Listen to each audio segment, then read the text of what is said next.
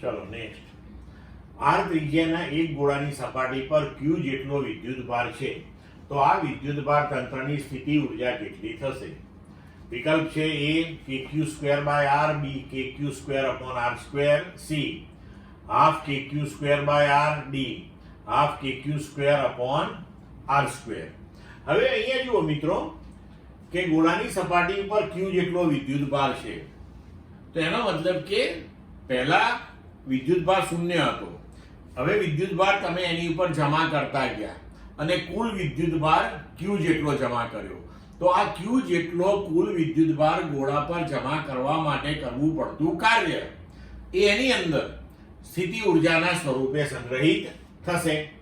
તો હવે ગોળાની સપાટી ઉપર પ્રારંભમાં શૂન્ય વિદ્યુતભાર, તો એ વખતે સ્થિતિમાન પણ કેવું? શૂન્ય.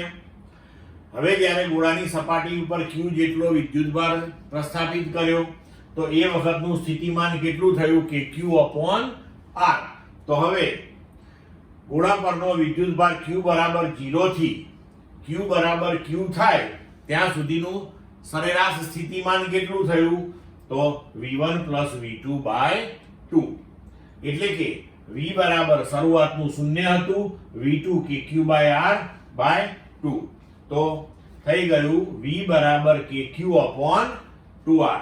હવે q જેટલો વિદ્યુતભાર આપણે જમા કર્યો છે, તો તંત્રની સ્થિતિ ઉર્જા બરાબર વિદ્યુતભાર ગુણ્યા સરેરાશ સ્થિતિમાન, તો q ગુણ્યા kq અપોન 2r. એટલે કે થઈ ગયો જવાબ આપણો u બરાબર kq² અપોન 2r. મતલબ કે આપણો જવાબ આવશે સી.